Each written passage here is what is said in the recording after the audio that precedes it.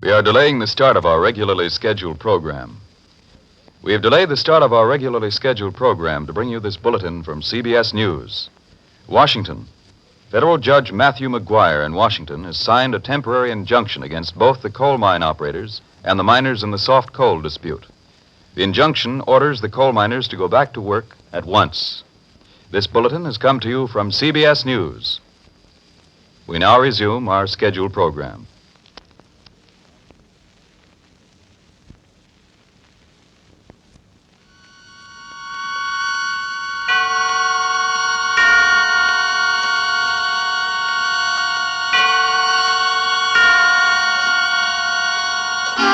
Suspense.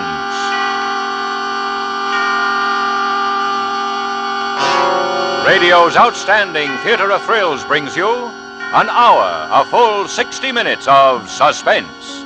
Tonight, the noted stage actor Sam Jaffe is our star in Suspicion by Dorothy Sayers, a suspense play produced and directed by Anton M. Leader.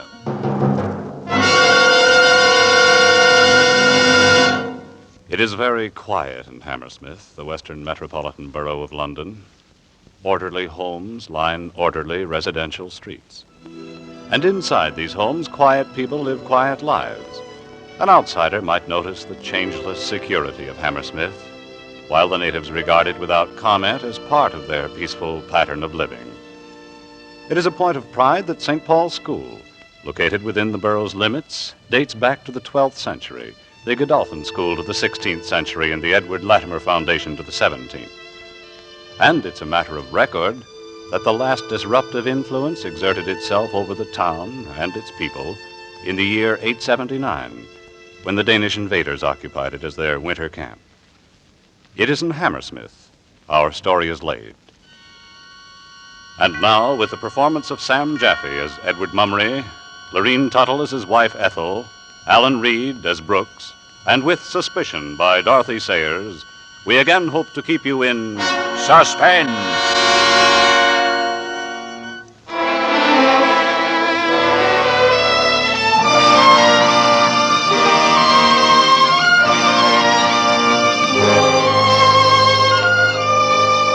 My name is Edward Mummery of Hammersmith.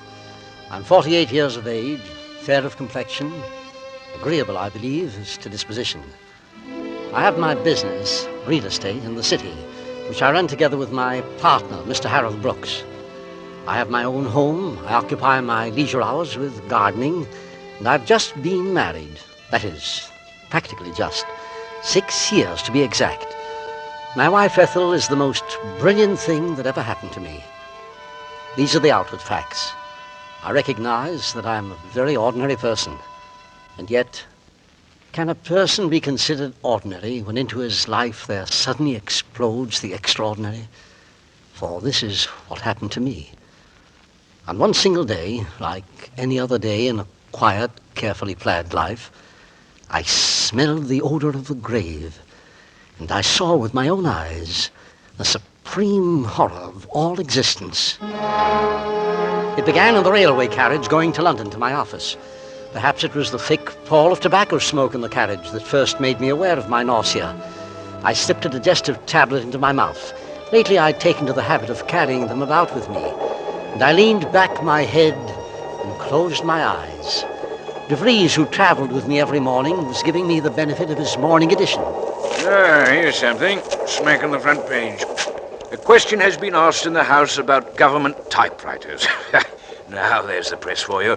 The world going to the devil so fast it makes my head spin, and all they can print in their precious newspapers. I say, old chappie, you're looking terribly pale this morning. Could you just open the window a bit? I don't feel very well. Why, certainly. There you are. Just lean your head into it. Get some fresh air. Yeah, better? Yes, thank you. Must have been something you had for breakfast. I suppose so. Sorry to be such a fool about it. Not at all, old man, not at all. Go ahead. Read me some more of this earth-shaking news. All right, if you like. Further split has occurred in the Labour Party.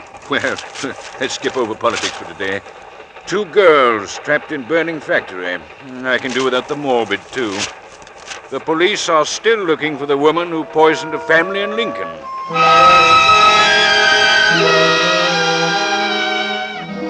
I took a tram to my office, gritting my teeth against this nausea that had me dizzy and trembling.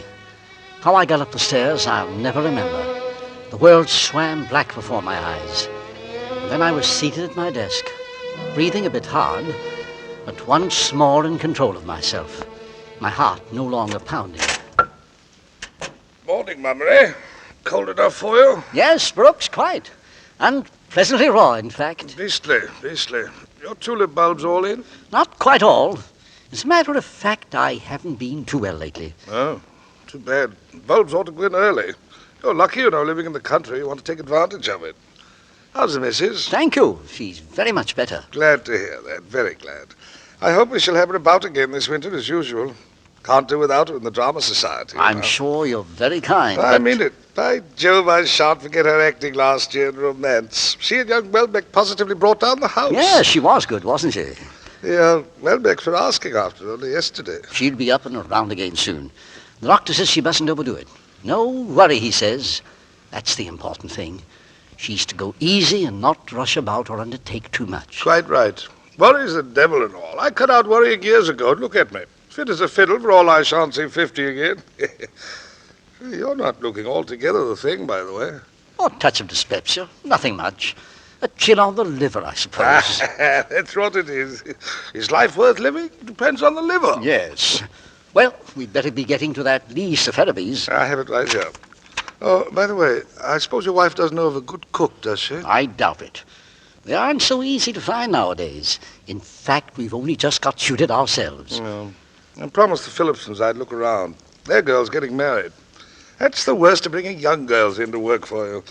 I said to Phillipson, you mind what you're doing? I said, get somebody you know something about. You may find yourself landed with this poisoning woman. What's her name? Andrews. Don't want to be sending wreaths to your funeral yet a while, I said. He laughed, but it's no laughing matter. What we pay the police for, I simply don't know. Nearly a month now, and they can't seem to lay hands on the woman. All they say is they think she's hanging about the neighborhood and may seek a situation as cook.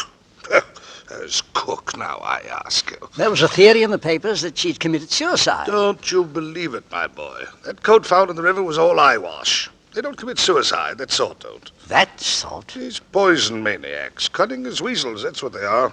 Well, I hope they catch her before she tries her hand on anybody else. As I told Phillips... Then you think this Mrs. Andrews did it? Of course she did it. You've been following the case, haven't you? Looked after her old father, and he died suddenly. Left her a bit of money, too. Then she keeps house for an elderly gentleman, and he dies suddenly. Now there's this husband and wife. Man dies, woman taken very ill. Of arsenic poisoning. Cook runs away. Then you ask, did she do it? I only thought it might be a coincidence. I don't mind betting that when they dig up the father and the other old bird, they'll find them bung full of poison, too. Once that sort gets started, they don't stop, you know. What is the matter, Mummery? Mummery, let me call you a doctor. No, just some water. It's all right. Wait a minute. There you go. Slowly now. That's all right. Let me hold your head. Thank you. Thank you, Brooks. You sure you're all right? Yes. All right. My dear fellow. Don't mind telling you, you gave me a start. I thought I was losing you here and now. It's only my stomach. Nothing serious. Well, hold on a moment. What did you have for breakfast? I don't know. The usual. No. Now tell me. We'll get to the bottom of this. Well, then, brown bread, bacon, eggs, just the nicely set kind. Coffee, made as only Mrs. Sutton can. Mrs. Sutton? Oh, that's your new cook. She's a real find. I'm terribly thankful for her. Yes, I can imagine. Your wife down with a nervous breakdown must be a blessing to have someone capable running the house. That's right. Ethel hasn't been at all fit, poor child. I don't want you to mention it to her, Brooks. She gets upset so easily. I don't want her worrying about me. Of course not, Mummery. Isn't it odd, Brooks? What's that? This photograph of that Mrs. Andrews. Oh, you mean in the newspaper? She looks like such a sweet, motherly-looking woman. Take care, Mummery. From the way your stomach's acting up, I'd say this poisoner and your precious Mrs. Sutton are one and the same. That's hardly a joke, Brooks. As a matter of fact, if there were the slightest resemblance, I'd be terrified.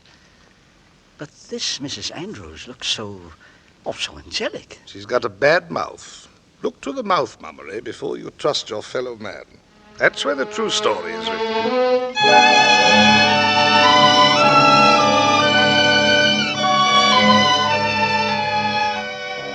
Death by poison, fiends and murderers, the darkness of the pit, the unholy face of evil. These are things we read about. These are horrors we get at second hand through fiction and films. But they do not really happen to people like me, a suburban gardener, a real estate broker. And that was a comfort.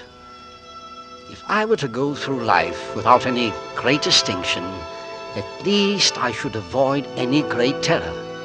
So I told myself as I left the office for lunch. I was a little nervous to begin with, so I had some boiled fish and a custard pudding. The wrenching pain seemed gone entirely, and I became positively lightheaded as the bogey of illness and doctor's bills ceased to haunt me. I bought a bunch of bronze chrysanthemums for Ethel, just by way of celebration. And I got home at the usual time, 7:10. I was a little dashed by not finding Ethel in the sitting room. Still holding the flowers, I went down the passage toward the kitchen door and opened it. No, sir. I seem to have startled you, Mrs. Sutton. Yes, you did. I didn't hear the front door go. Where's Mrs. Mummery? Not feeling bad again, is she? Well, sir, she's got a bit of an headache, poor lamb. I made her lay down and took her up a nice cup of tea at 4:30. I think she's dozing nicely now. That was very considerate, Mrs. Sutton. Oh, it was turning out the dining room that done it, I think. I asked her not to overdo, but you know how she is, sir. She gets so restless. Can't seem to bear to be doing nothing. Yes, I know. She's such an active little person. This illness is very hard on her. Well, I'll just run up and have a peep. Shan't disturb her if she's asleep. Want me to put the flowers in a vase? No, I'll take them up to her first. By the way, what are we having for dinner? Well, I had made a nice steak and kidney pie. Oh, pastry. I don't know. You see, Oh, you'll find it beautiful and light. And it's made with butter, sir. You haven't said you found lard indigestible. I'm sure it'll be most excellent. It's just... Oh, well, you see, Mrs. Sutton, I haven't been too well lately. Something of a stomach upset. Is that so? Yes. Do you have any idea what it might be? Oh, I'm sure it's nothing out of my kitchen, Mr. Mummery. No, I'm sure it isn't. Well, I believe I'll live through it. Steak and kidney is just fine. Now I'll run up and look at my wife. I tiptoed up and opened the door carefully. At first I thought Ethel was asleep. She lay snuggled under the eiderdown and looked very small and fragile in the big double bed. And she didn't look at all well. It wrenched my heart to see her face so pale and wasted, and the doctors couldn't seem to find her ailment at all. What could be the insidious disease that had done this to her? Nervous breakdown, they called it. But I wasn't satisfied with that. It must be something more. I came closer, and she stirred on the bed and smiled at me. Hello, darling. Hello, sweet. How are you? I got tired and headachy, and Mrs. Sutton packed me off to bed. You've been doing too much. You know what the doctor said about resting. Yes, I know. It was foolish of me. Oh, Edward, such lovely flowers. I thought it would cheer you up, Ethel. A little spot of color. Darling, you are good to me. And I can't have been much fun for you lately. Really, I could cry. Ethel. Don't tire of me, Edward. I'll get well, I promise you. Of course you will. Oh, that's funny. Me tire of you. Then hand me my robe and I'll come down with you. Much better stay in bed, dear, and let Mrs. Sutton send your dinner up. Oh, but I want to be with you tonight. I've got to be firm with you, Ethel. If you don't take care of yourself, you won't be able to go to the Dharma Society meetings. You've no idea how anxious everyone is to have you back. The Welbecks have been asking after you and saying that they really couldn't go on without you. Did they? Very sweet of them to want me. Not at all. You're the best of the lot. They need you. Well, Perhaps I'll stay in bed after all. Good. And how have you been all day, dear? Not too bad, not too bad. No more bothersome tummy ache? Well, perhaps just a little one. But it's quite gone now. Absolutely nothing to worry about. Darling, you're sure? Quite sure, sweet. All gone and forgotten.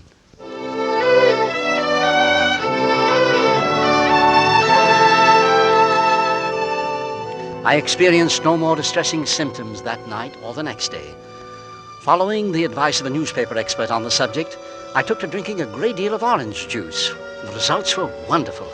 It was as though I had never known pain in my life. The next night, we retired early. I fell asleep almost at once and slept the deep and dreamless sleep of a child until about 3 a.m. Then I was awake, for it had come back. Ethel! Ethel! Wake up! Please, wake up! Ethel! Help me! What? What's that? Edward, darling, what's the matter? What is it? I think I'm dying.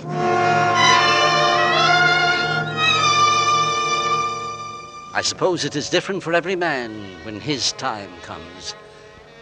For myself, I can only say that it was like sinking, as though my body were an insupportably heavy weight, plummeting down into the soft, icy ground, sinking deep, deep, deep into the black regions of the earth.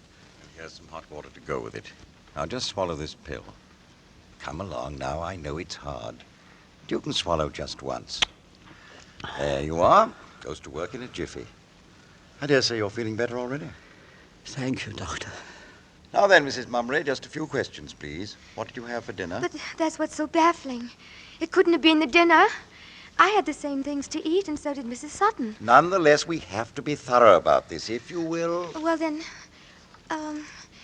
pig stratas and a milk pudding. Oh, yes, brown bread. You're sure about that? And before we went to bed, Edward had a large glass of orange juice, according to his new regime. Aha.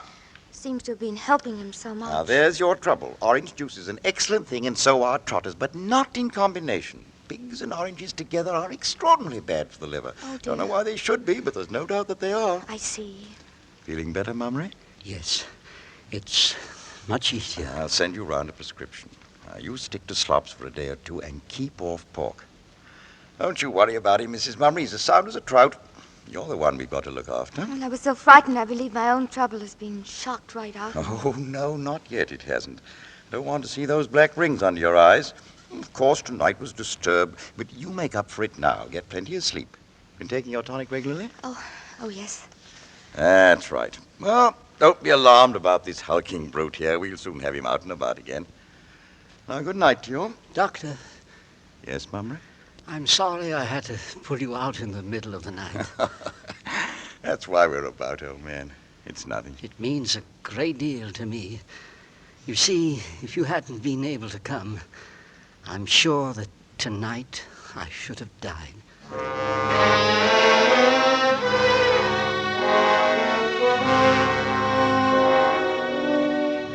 My diet was bread, milk, and beef tea for the next 3 days. On Saturday afternoon, though I still felt seedy, I managed to stagger downstairs. Brooks had sent a few papers down from the office for my signature, and afterwards, Ethel sat down with me, and we ran over the household accounts together. Then we have the butcher settled, That's right. the baker, Right. the dairy, Right. coal merchant. And the coal merchant. All finished. Then there's Mrs. Sutton. Oh, I'd almost forgotten. This is the end of her month, you know. So it is. Well, you're quite satisfied with her, aren't you, darling? Yes, rather, aren't you? She's a good cook, and a warm, motherly old thing, too. Don't you think it was a real brainwave of mine engaging her like that, on the spot? I do indeed. It was a perfect providence her turning up like that, just after that wretched Jane had gone off without even giving notice. I was in absolute despair. It was a little bit of a gamble, of course, taking her without any reference. I suppose it was. But if she'd been looking after a widowed mother, you couldn't expect her to give references. No. What is it, darling? Why do you say, no, like that? Well, the truth is, I felt a bit uneasy about it at the time. Oh. I didn't like to say anything because we simply had to have somebody. Well, I didn't much like it either, but after all, it has worked out so well. We're perfectly happy with her now, aren't we? Yes, dear. But just for the record, it occurs to me that we might write to the clergyman back in the parish. You should be able to give her a reference. I'm sure he's an excellent clergyman. But he couldn't tell us anything about her cooking. And cooking, after all, is the chief point. All right. And we are satisfied with her cooking. Then here's a month's wages from Mrs. Sutton. I'll tell her she's passed with flying colors. And by the way, dear, you might just mention to Mrs. Sutton that if she must read the morning paper before I come down, I should be obliged if she would fold it neatly afterwards. Oh, darling, darling. What an old fussbox you are. But she does fuss it up pretty thoroughly. And by the way, the pages that she folds back, and by the way she folds it back, I can tell that Mrs. Sutton is following this poison case as avidly as I am.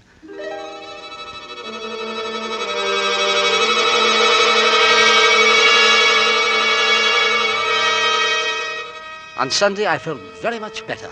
Quite my old self, in fact.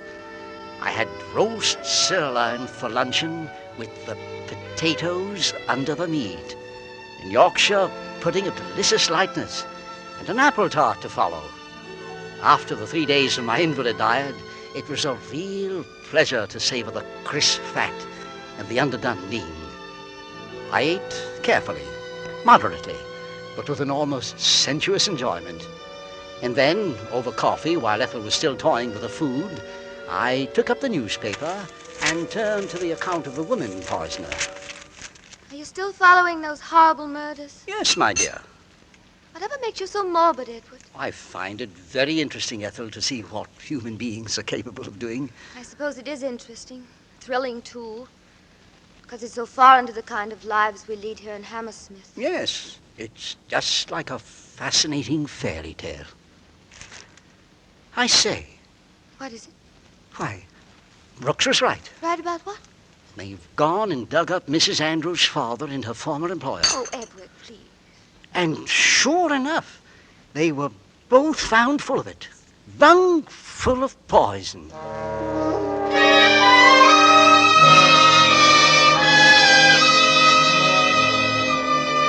My head was full of conjecture about this sweet, motherly murderess. This middle-aged cook who mixed arsenic into her delicious luncheons and dinners. This Mrs. Andrews, for whom the police were looking so desperately. At 3 o'clock, with the roast beef settling properly, I went out into the garden to put the tulip bulbs in. I got my bag of tulips and a trowel, and then remembering I still had on my good trousers, I decided it would be wise to take a mat to kneel on. The mat had been left last in the corner under the potting shelf. I stooped down and felt about in the dark among the flower pots. Yes, it was there, but there was something else. Something in the way. It looked like a tin. I lifted it out carefully. Yes, of course, it was a tin. The remains of the weed killer I had used the summer before. I looked at the pink label printed in staring letters with the legend, Arsenical Weed Killer. Poison. The blood suddenly began to pound in my temples. I'd been thinking of Mrs. Andrews so long that it came to me with a nasty shock that I was holding in my hands the very same brand of stuff she used to destroy so many poor souls. It gave me the distinctly unpleasant impression that by owning some poison myself, I was directly in touch with important and ghastly events. I smiled a little at myself for being so foolish. And then I noticed that the stopper had been put in very loosely.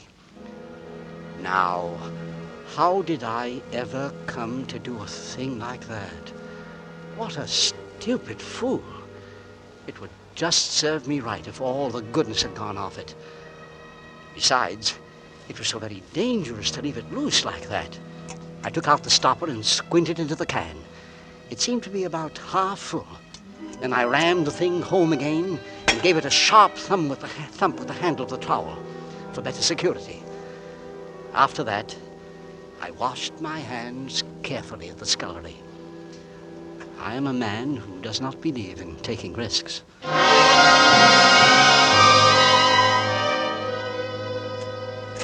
Oh, Edward, look who've just dropped in. Oh, my son and I were just in the neighborhood, Mr. Mummery, and we thought we'd have a cup of tea with you. Happy to see you again, Mrs. Welbeck. Oh, hello, John. How are you, Mr. Mummery? We were talking about the Lincoln poisoning case, Mr. Mummery. That is, I seem to have been doing all the talking. Oh, tea's ready, Mum. Thank you, Mrs. Sutton. Just put it by me. I'll pour. Very good, Mum. Will that be all? That'll be all, Mrs. Sutton. Thank you. Oh, not at all, Mum. Milk and sugar, Mrs. Welbeck? Only some lemon, please. You'll have milk and sugar, John. Oh, thank you. I see you've remembered. Edward? Thank you, my dear.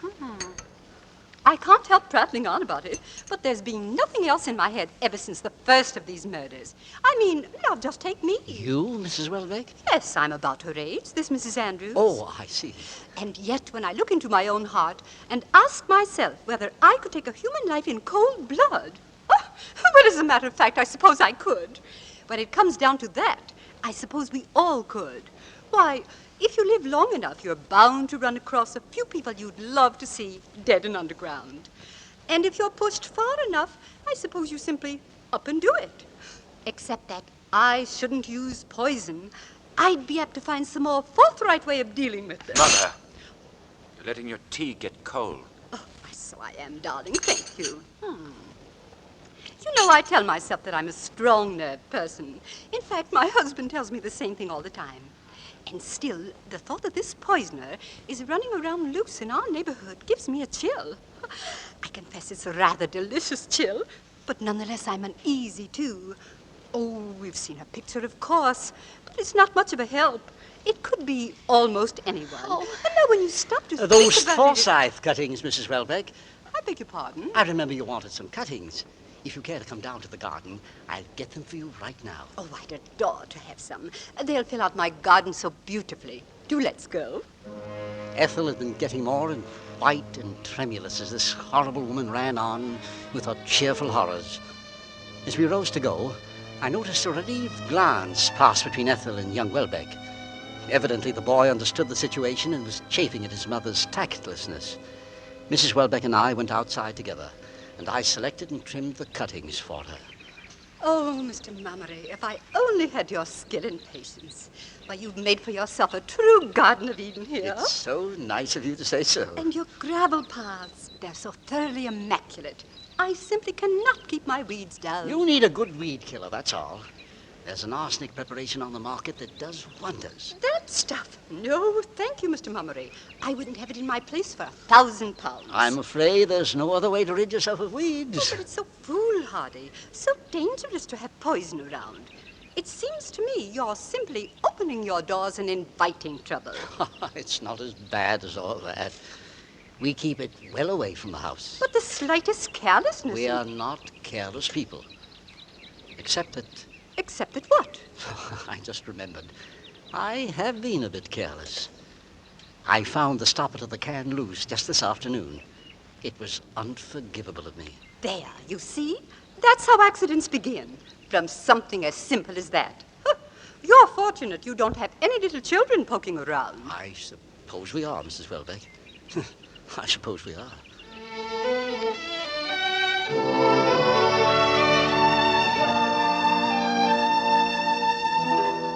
When we got back to the house, young Welbeck was already on his feet and holding Ethel's hand in the act of saying goodbye.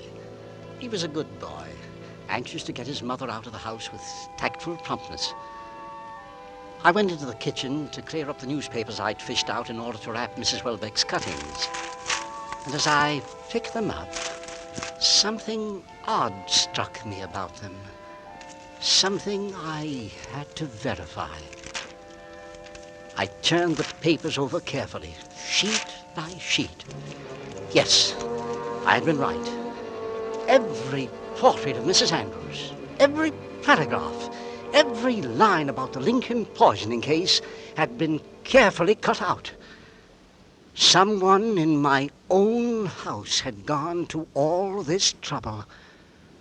Why?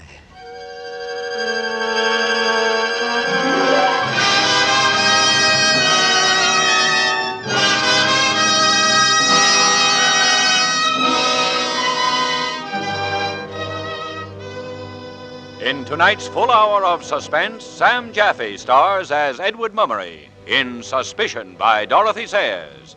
Tonight's study in Suspense.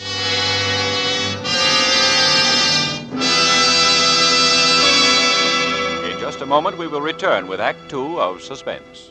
This is CBS, the Columbia Broadcasting System. And now, back to our Hollywood soundstage and Act Two of Suspicion, starring Sam Jaffe with Lorene Tuttle and Alan Reed in a narrative well calculated to keep you in suspense.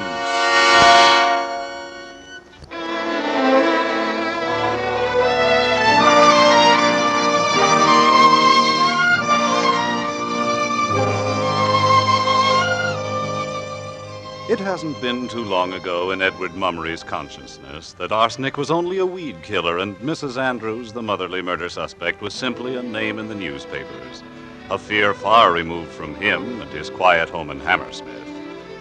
But a sudden terror grips him now, a terror that certainly includes deadly poison and seems also to include the motherly woman who cooks his meals. Now, the thing that had been only a vague and uncomfortable gnawing at the back of my brain came boiling up, engulfing me. The blood hammered in my head and made me giddy. There was a curious cold lump in my stomach. Someone in my own household. That night, I couldn't close my eyes. I had to tell someone about this awful suspicion, but there was no one to tell. Not Ethel, certainly in her condition. And so I kept it within myself until I reached town next day and could talk to Brooks. Now, take hold of yourself, Mummery. Let's not jump to any conclusions. I'm not, Brooks. I'm only asking questions that must be asked. Very well. Let's examine the facts once again. If only I had a picture of Mrs. Andrews. Well, we're publishing plenty of them only last week. I know. I've tried to recall those pictures. I've tried so hard. But I don't seem to have a very good visual memory. I suppose we could get hold of one at the library. They keep files, you know. You remember you showed me her picture here at the office one day last week. Yes, that's right. And how was it I described her? Motherly, wasn't it? Yes, motherly. That seemed to be about all you could say of her.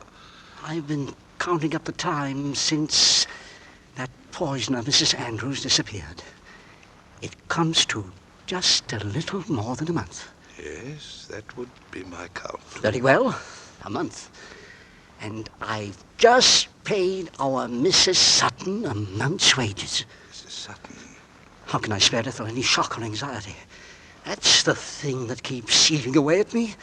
You know how ill she is. Then you simply must do it on your own, Mummery. You must cope with this monstrous suspicion by yourself. And I must be sure of my ground. Simply to dismiss the only decent cook we've ever had out of sheer blind panic, why, it would be wanton cruelty to both women. If it's to be done at all, it must be done quickly and arbitrarily, without suggesting any of these horrors to Ethel. And then, don't you see, there's something else. If there's anything at all to these terrible suspicions, it means Ethel is being exposed every minute that the woman is in the house. Good Lord. Think of that family in Lincoln. Think of the husband dead. Of the old father dead. You must move fast, old boy. She's been ill so long, poor darling. I've seen her wasting away before my eyes. Why, Brooks? Why? A nervous breakdown? Why should Ethel be having a nervous breakdown? Or is it something else? Is this woman doing it to Ethel? Slowly, day by day. Is that what it means? Perhaps you should see the police. But it's nothing but the wildest of suspicions. And besides, I feel so very lonely and so tired. It's almost as if I didn't care what happened anymore. Your illness has taken it out of you. Yes. Too bad you can't discuss it with Ethel. I don't want her to be afraid. But perhaps I will. Perhaps she should know. I say, Mummery. What? These illnesses of yours, when did they begin? I don't know. I think I've always been subject to business attacks, as long as I can remember. No, I mean the other ones. The severe attacks. Well, they began about 3 weeks ago. 3 weeks ago, Mummery? That's right. About 3 weeks ago.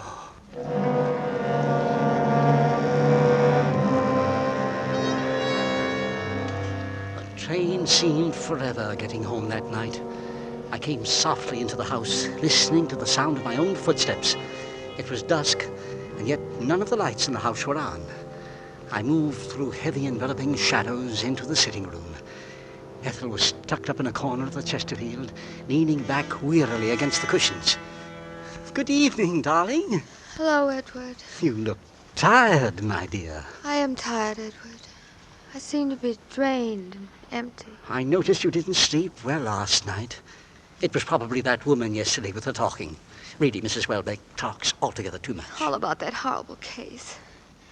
I don't like hearing about such things. Of course not, dear. And yet... Yet what, Edward? When a thing like this happens in the neighborhood, people will gossip and talk. It would be a relief if they caught the woman. One doesn't like to think... I don't want to think about it at all. It's so hateful. She must be a horrible, perverted creature, this Mrs. Andrews. Yes, quite so. Do you know, I was talking to Brooks about it only today, and he said... I don't want to hear what he said. I don't want to hear about it at all. Of course not, darling. I'm sorry. Oh, Edward, I just want to be quiet. I do so want to be quiet. And so you shall, Ethel. It's all my fault. The doctor warned me not to disturb you like this. Oh, Edward. Edward, darling. There, my dear. Everything's all right. No need for tears. It doesn't concern us anyway.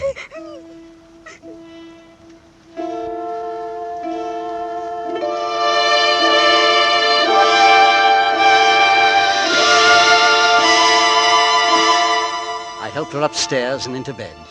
And then when she had stopped sobbing and was at last asleep, I came down again very quietly.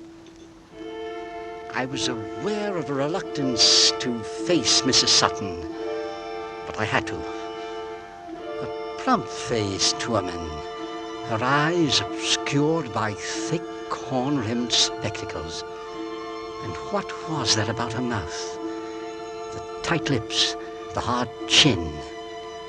What was it Brooks had said about looking first to the mouth? Would you be requiring anything, sir, before I go up? No. Thank you, Mrs. Sutton. I hope you're feeling better, sir. No more of that trouble. Quite better, thank you, Mrs. Sutton. Mrs. Mummery's not indisposed, is she? Why, no. She's asleep. Do you think I ought to wake her, to bring her a hot glass of milk? No, thank you, Mrs. Sutton. I believe we'll just let her be. And you, sir? Would you care for anything? Not a thing, Mrs. Sutton. Oh, it wouldn't be no bother. Only take a minute. Not tonight. All right, then. Mrs. Sutton? Yes, sir? Were you aware that my can of arsenic out in the shed had a loose stopper? The garden isn't my department, is it, sir? No, it isn't. I didn't know about the arsenic. Very well. I'll be saying good night, then. Oh, Mrs. Sutton. Yes? One more thing. Certainly, sir. Nothing, Mrs. Sutton.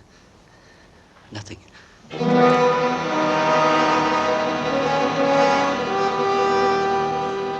The next few days were the most agonizing of my life. I began the habit of coming down early in the morning and prowling about the kitchen. This only served to make Ethel more nervous. But Mrs. Sutton offered no remark. She watched me silently and with good humor, almost with amusement. And after all, it was ridiculous. What was the use of supervising the breakfast when I had to be out of the house every day between 9:30 in the morning and 7 in the evening?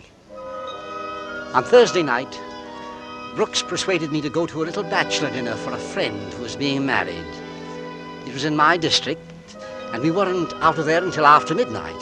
By then it was too late for Brooks to catch a train back to town, so I invited him to come over and spend the night at my place. The household had long since gone to bed. Shh. Yes. Careful, Brooks. I don't want to disturb Ethel. Sorry, old man. Your room is just off here. I think you need a fresh pillow slip. That'll be fine. Hello. What's this? Oh, somebody writing you notes? Dear Mr. Mummery, there's some fresh cocoa in the kitchen. It only needs some hotting up. Mrs. Sutton. Well, should just hit the spot. Yes, indeed. Come along. Let me just get the switch. There we are. I'd better get the cocoa ready. It'll only be a minute. It was quite a show we threw for young Farnsworth, wasn't it? Sent him off married in style. Glad to see him getting settled. People ought to marry young. All the more years to enjoy the only real blessing life gives you. How many years has it been for you and Ethel? Just 6. Good years, eh? And they get better all the time. That's the wonder of it. Tell me, Brooks, how did you happen to miss getting married? Didn't miss it at all, old chap. I've been getting along very well without it. Hello. Our cocoa's ready. And here's my cup.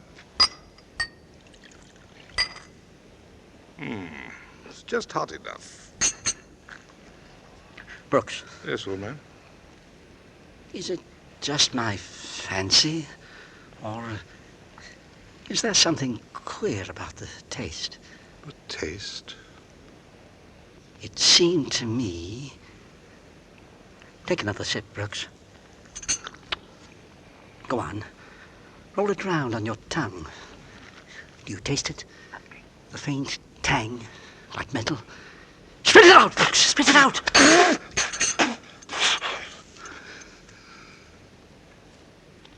Mummery. I don't know. I don't know. Mummery, what are you going to do? I've never been in a situation like this before. You ought to take a specimen to the chemist. Have it analyzed. Yes. Yes, I will. First thing in the morning. But first, Brooks, I want you to come with me. Where to? Just outside, in the garden. I want to see something in the potting shed.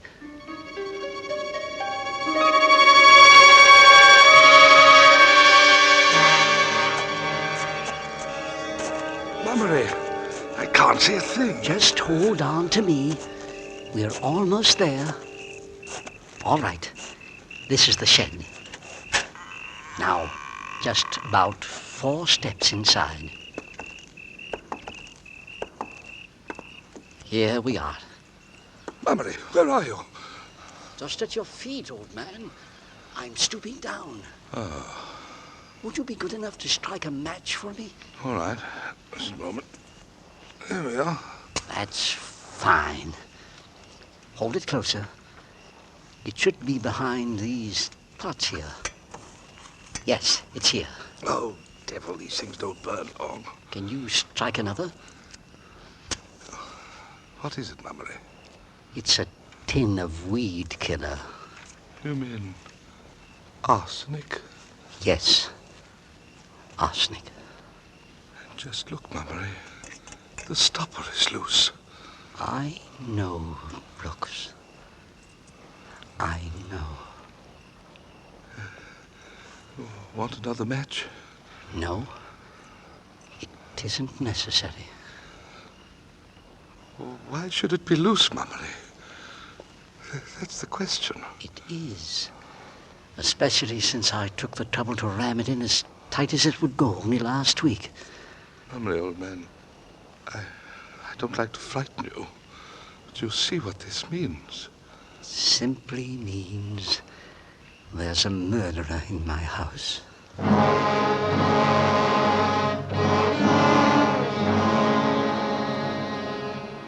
It was there, in that shed that smelled of earth, in my dress suit and overcoat, holding the tin in my hand and facing Brooks in the darkness, that the beast panic seized me in its claws and held me so tight that I could hardly breathe. I felt a sudden impulse to run out into the dark streets of Hammersmith and scream out to the sleeping village the terrible thing I had discovered. Instead, I replaced the tin exactly where it had been. And Brooks and I went back into the garden toward the house. Look, Brooks. See that light? Whose window is it? Mrs. Sutton's. It's terrifying. Is she watching us? I can't tell from here. Where does Ethel sleep? Our bedroom is right up there. Oh, yes. It's dark, thank heaven.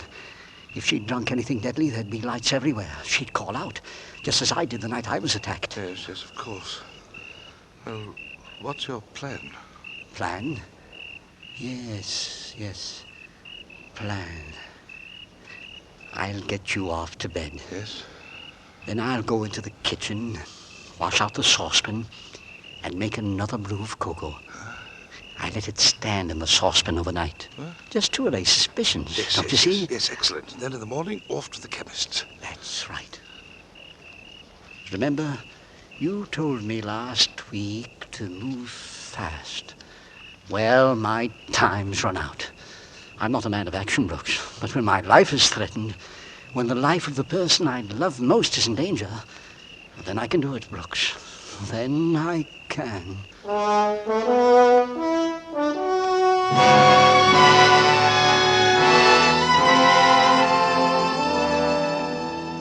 When I'd finished in the kitchen, I turned out all the lights and started softly up the stairs. I hadn't meant to waken Ethel. I meant to keep all this from her until it was over and finished. But she must have heard me as I came into the room. Edward? Yes, my dear? How late you are, you naughty boy. Have a good time at your party? Not bad. Not bad at all. So tonight was young Farnsworth's last as a bachelor. His last.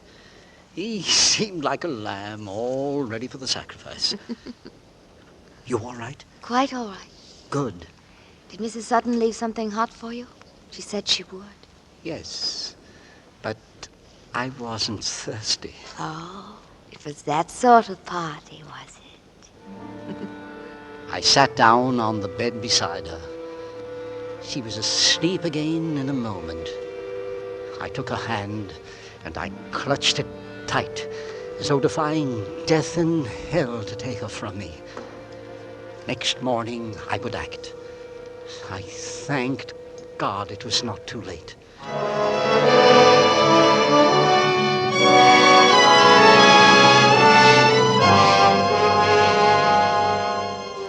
At 8 o'clock in the morning, I stood outside the little untidy shop on Springbank, where a weather-beaten sign informed the world that this place of business belonged to B.A. Dimthorpe, chemist. Dimthorpe himself was an aged little fellow, as untidy himself as the shop in which he pottered about day and night.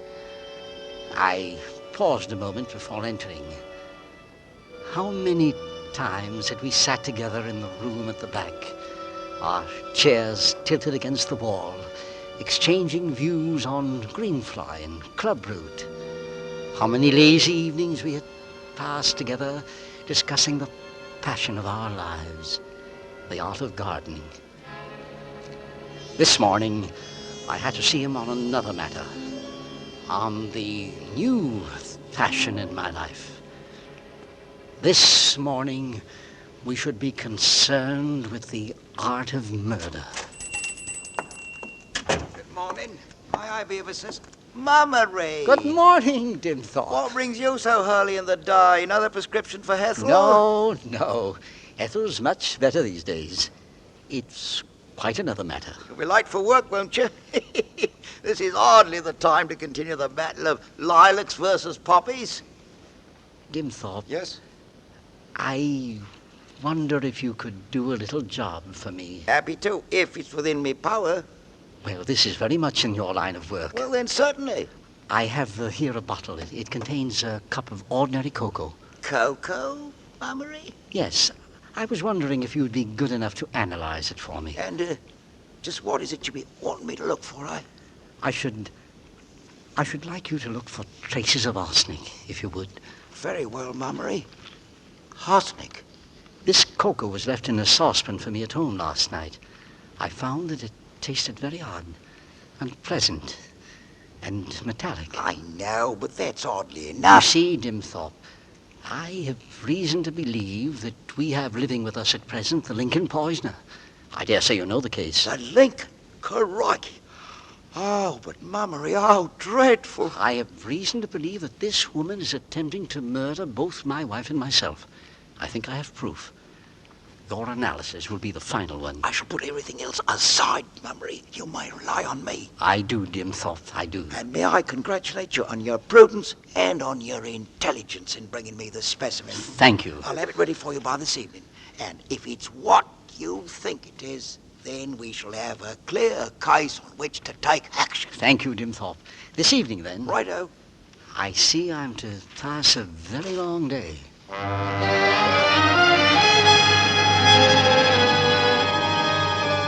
I was a bit late in getting to the office. Brooks was already there waiting for me with a white face and the hushed voice of a conspirator. Good morning. Good morning. You were already out of the house when I woke this morning. Yes, I had my call to make. Sleep well last night? Like a log. It's funny considering. It is funny. You didn't, I gather. No. You've taken care of the matter? Yes. When shall we know? Yes. When shall we know? Late this afternoon.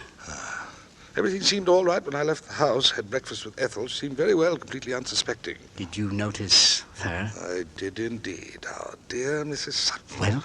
Bad mouth, there's no doubt of it. Anything else? Otherwise perfectly normal. That's what gives them away, don't you see? More normal than normal folk. Do you feel like working today? Frankly, no. Neither do I. Shall we put out the sign? Good idea. We put out the sign saying that we were closed for the day because of illness, and we sat together in the office. The noon hour passed, and neither of us moved. 4 or 5 times we heard footsteps outside in the corridor, pausing before our door, and then turning and receding. Neither of us spoke, and neither of us moved. I examined an expanse of wall just over Brooks's head, and he examined the blank space over mine, and the hours passed. Back on Springbank, Dimthorpe would be bending over his vials and Bunsen burners, moving as methodically as only he could move, extracting the truth from a bottle of cocoa. As I had told him, this was the longest day of my life.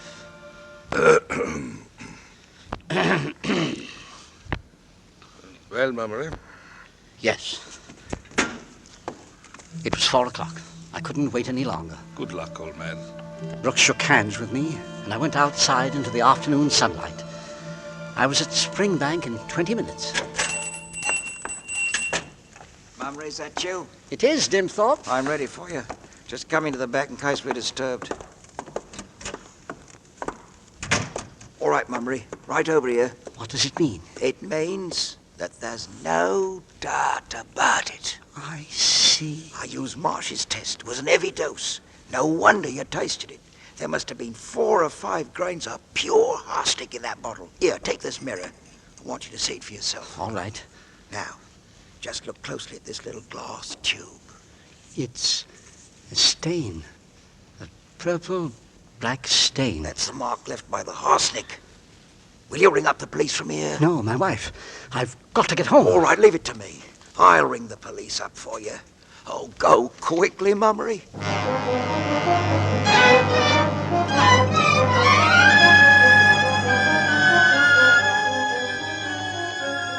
Local train went so slowly and stopped so often.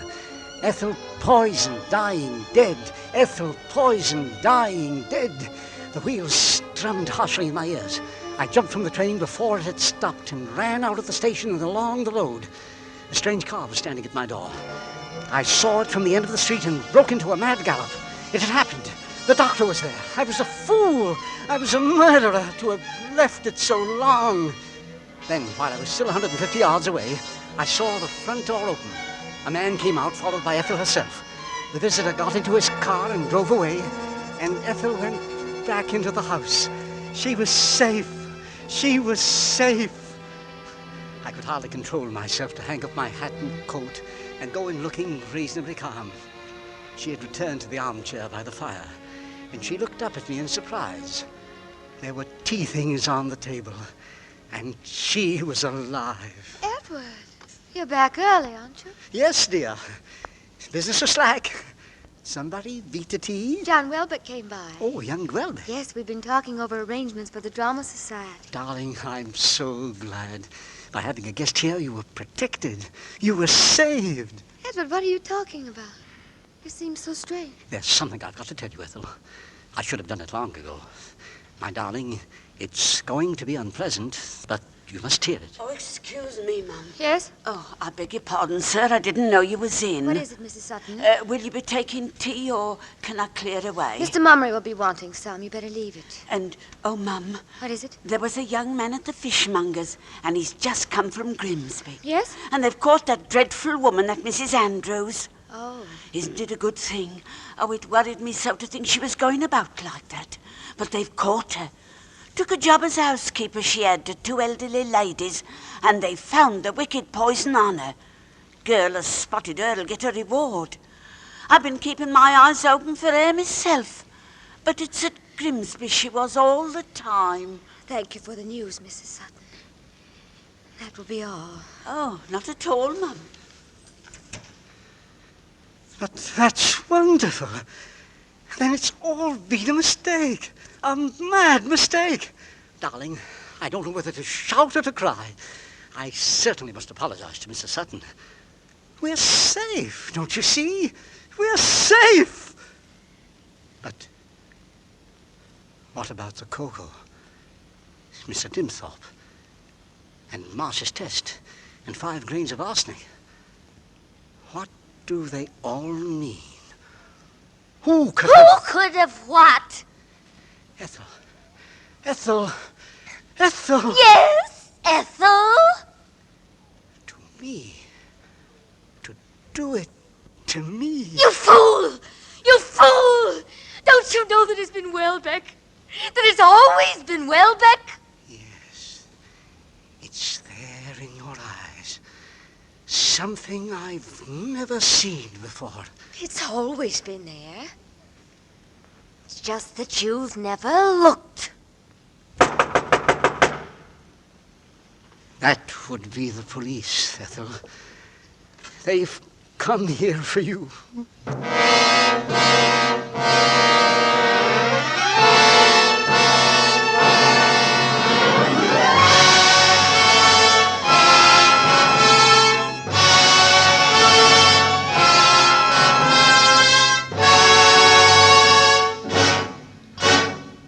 Our thanks to Sam Jaffe for a magnificent performance as Edward Mummery, and to Lorene Tuttle, Alan Reed, and to the entire cast who aroused our suspicion with such effective suspense. Next week, Crossfire. Yes, Crossfire. Robert Young, Robert Mitchum, Robert Ryan, Gloria Graham, and Sam Levine playing the roles they created for the RKO radio picture. A drama of present-day intolerance in an atmosphere of suspense. And with the performances of Robert Young, Robert Mitchum, Robert Ryan, Gloria Graham, and Sam Levine, and with Crossfire, we'll again hope to keep you in suspense. Suspicion by Dorothy Sayers was adapted for Suspense by Irving Ravitch and was produced and directed by Anton M. Leader. Lud Gluskin is our musical director and conductor, and Lucien Morawek composes the original scores. Next week, hear Crossfire, starring Robert Young, with Robert Mitchum, Robert Ryan, Gloria Graham, and Sam Levine on radio's outstanding theater of thrills, 1 hour of Suspense. This is CBS, where 99 million people gather every week, the Columbia Broadcasting System.